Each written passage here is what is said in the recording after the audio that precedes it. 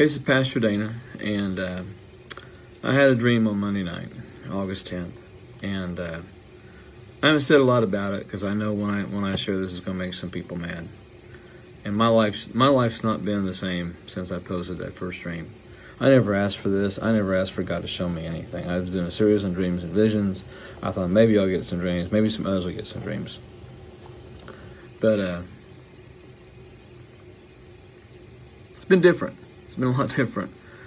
There's been some concerns from my family because of the dreams I posted.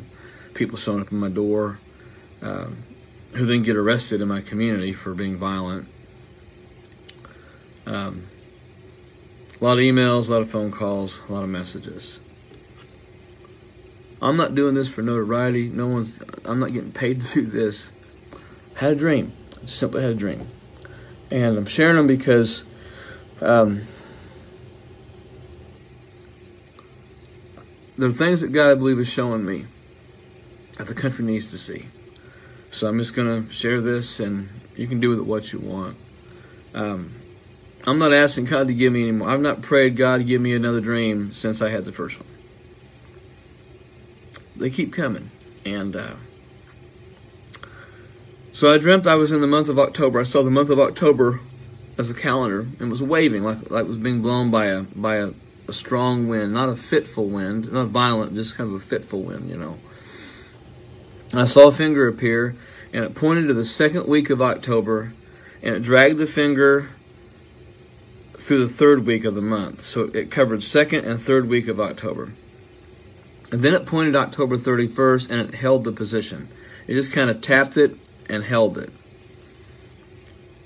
The first thing I saw was a rock. It came flying out of the sky, and it landed in a large pond. And the ripples started off small, but then they became like vicious waves.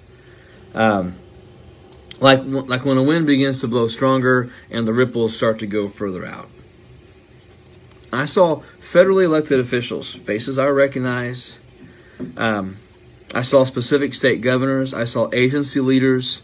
And I saw just radicals, like the people you'd see in Portland or Seattle or Minneapolis. But they had wicks coming out of their head, almost like a firecracker wick, like a firework wick. And the second week of October is when I saw simultaneously all those wicks coming out of their heads were lit on fire. Federal officials had heads that were the shape of like an old M80. Those folks from the 70s and 80s remember those. The governors had heads shaped like the Black Cat firecrackers, the 1.5, 2-inch firecrackers. Everybody else had the smaller, like ladyfinger style firecracker fireworks. And these people are talking, and they're starting to get animated. They're yelling, they're screaming. The facial images went from normal and calm to red face, jumping to an absolute out of your mind primal scream. And everybody's head blew up at the same time. These people were still alive, but their heads had blown up. And this resulted in sparks and debris flying all over the area where they were standing, and it started fires around them. And then I saw the protests that were taking place, that were still taking place in October. They went up another notch because the bystanders who were part of the protests and that were there, that were not being very, very violent and not really getting us involved, the protesters basically said, if you're not doing that, you're not one of us. And they began to assault those protesters who were not deemed as violent or as vicious as they should be. And I saw some of those protesters left on the side of the road, almost like they were dead. They'd been beaten because they weren't protesting like the other ones were. They weren't doing all those things that they should have done. If they weren't complicit, they were beat on. I saw the elderly people, and this is what got me. I saw elderly people being attacked. It was an attack on older Americans, the people that hold the Constitution dear, the flag dear, the people that have the common sense values, commitment to faith and biblical principles. I even saw people trying to get into nursing homes and nursing facilities to attack older people. That I saw in the dream. And then I saw a $100 bill, a big $100 bill about the size of a flag. It was hanging like a flag on a pole, and it was burning from one corner. And it was being lowered like at the end of the day. And I saw people with their hands over their hearts, and they were crying because their god of money was just being lowered. It had lost its value.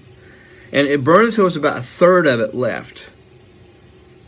It was a celebration. People were celebrating. While some Americans were just devastated and torn up by what they saw happening, there were people celebrating that the dollar had died.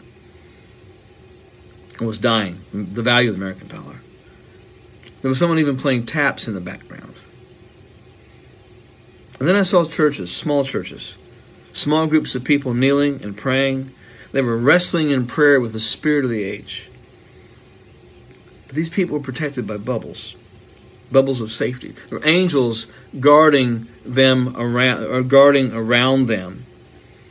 And these were the faithful core of the church that had not been compromised in their values and their faith. They were being encouraged to stand strong.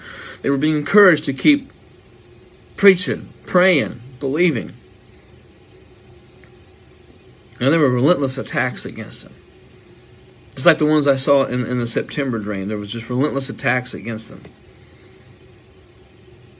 But they stayed faithful. They were in the heat of the battle. They were praying. They were fighting. They were wrestling. Like I said, with the spirit of the age, but they were fighting to stay faithful.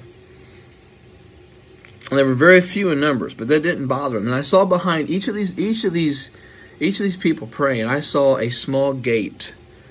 And I was reminded of Matthew 7, 13 and 14. Enter by the narrow gate. Enter by the small road.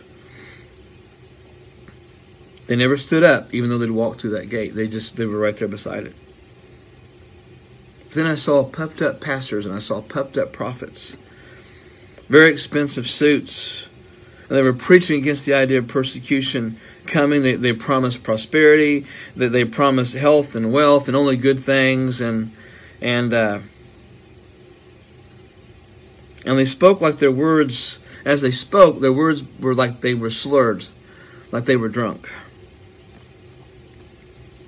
And suddenly their clothes were coming off. Their tie was loosened and taken off. Their shirt was taken off. Pretty soon they were standing there completely naked. And I saw this rug pulled out from underneath them, and they go flying up in the air. They're trying to cover their modesty while they're up in the air.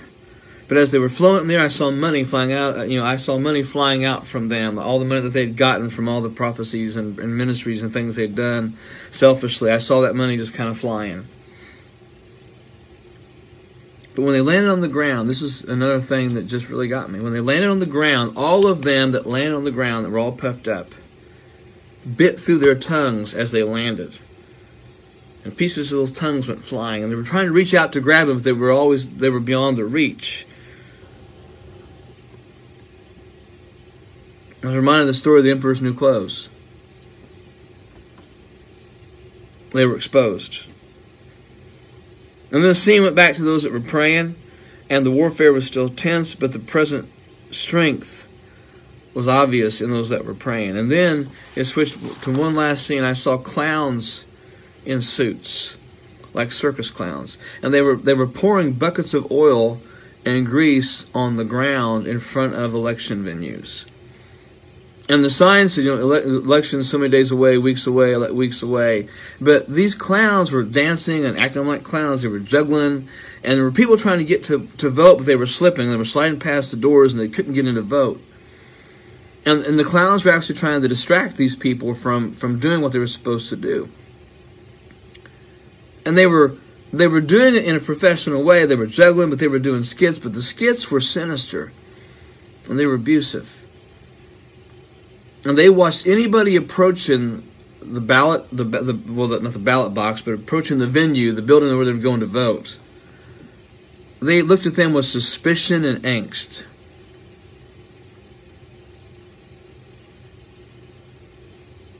They were doing everything they could to keep people from voting. They were trying to distract them from what was going on. And then I saw this big billboard. And it said, Passover 2021. Big things are coming for the world. Big things are coming for the world. and that white figure appeared.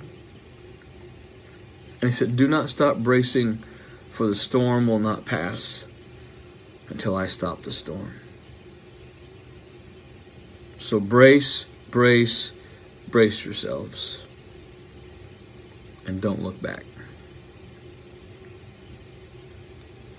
I had that dream on Monday night. I had glimpses of it for a couple days before. I'm sharing it because I feel the profound unction that I need to. I've had people ask me to do a dream a week, a dream a day. I don't want to do that. That is not what I believe God's plan is for my life. Because this has already messed my life up enough. I want to be obedient to what God has shown me. I want to be sensitive to the Spirit of God in my life. And when I see things, I want to say those things and share those things.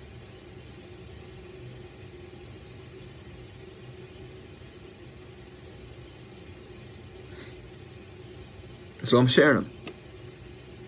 And you can do with it what you want. You can pray about it, whatever. Some of the things are very obvious in this dream, what they mean, what they are. And I'm sure the attacks on me, my ministry, my preaching, everything else is just going to take on a whole new level. But I got to be obedient to say what I see. So regardless of what you think about me or believe about me, just make sure you're right with the Lord. Make sure you're right with Jesus. Because our whole world's about to be turned upside down.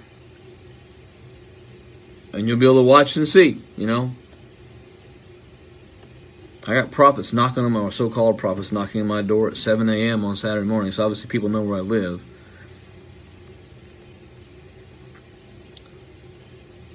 He said, do not stop bracing, for the storm will not pass until I stop the storm.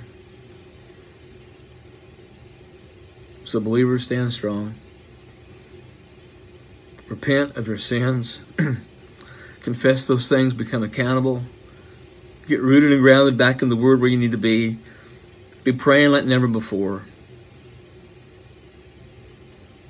Because we're about to be tested, weighed, and measured.